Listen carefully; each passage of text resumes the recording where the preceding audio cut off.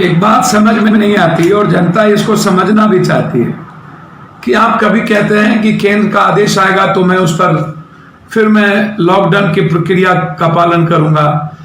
पूरा देश अपने राज्यों को लाता है। अभी हेमंत सोरेन और तेलंगाना के दोनों मुख्यमंत्री ने बात का ट्रेन चलवा करके मजदूरों को लाने का काम किया, जबकि वहां एनडीए की सरकार नहीं है, आपकी एनडीए की सरकार है। आप ट्रेन की बात कभी करते हो, कभी कहते हो संसाधन नहीं है। 1500 बस आपके पास है।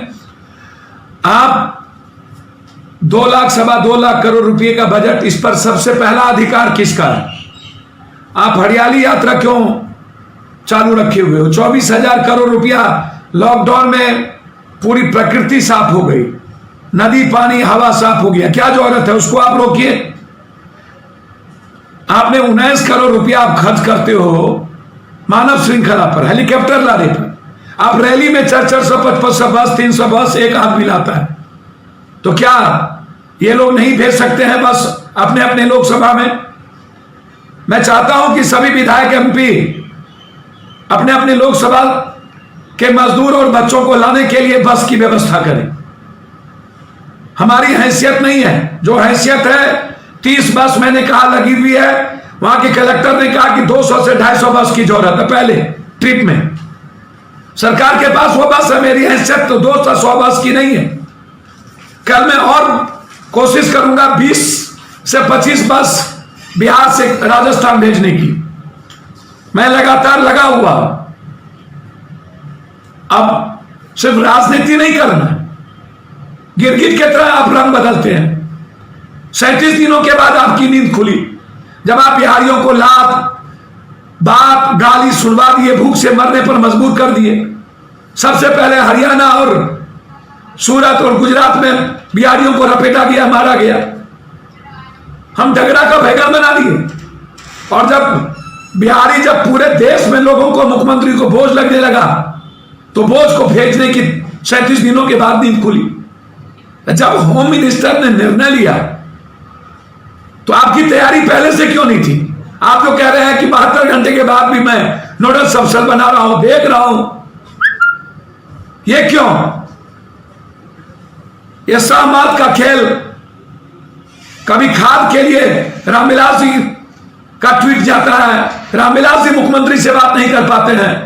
डिप्टी सीएम जो हाफ पैंट पहन के भाग जाता है, वो कहता है मेरे पास कोई संसाधन नहीं है। तो क्या है? इतने बड़े बड़े घोटाले से पूरी जनता के पैसे खत्म हो गए क्या? जब चुनाव पर इतना खर्च करते हैं, रैली पर बायनात नचाते हैं, तो आज जनता को लाने पर क्यों नहीं? 26 तारीख को कहा डाल देंगे, कहीं नहीं। 1000 रुपया का मतलब 9 रुपया प्रत्येक दिन। क्या ये मंत्री एमएलए संतरी के खाएंगे? आप मंत्री संतरी एमएलए का भत्ता काटिए, 30% भत्ता दीजिए, और इन लोगों को बोलिए कि 10-10 बस दे सभी विधायकों को। और मैं तो विपक्ष को बधाई दूंगा कि वो 2000 बस दे रहे हैं। मैं स्वागत करूंगा कि मिलकर हम लोग, अभी राजनीति करने का वक्त नहीं है कि हमारी हैसियत 30 की है तो मैं 30 देता हूं। विपक्ष 2000 दे रहे हैं, जल्दी से। मैं चाहूंगा विपक्ष 200 बस सबसे पहले कोटा भेजू, और वहां के बच्चे जो सबसे ज्यादा मानसिक टॉर्चर है उनको बुलाए, और लोकल स्तर पर बंगाल,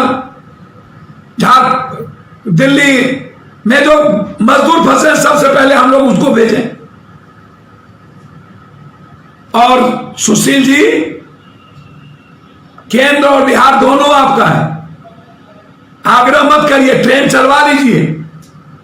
जैसे तेलंगाना से आज एक ट्रेन चली, वैसे आप भी बिहार के लिए मुंबई से, दिल्ली से, केरल से ट्रेन चलवा लीजिए। अब बहुत हो गया,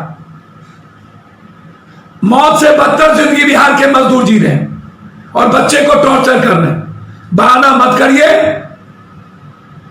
अपनी गलती को छुपाने। धन की कमी नहीं, मन की कमी है, संसाधन नहीं, सेंस की कमी है।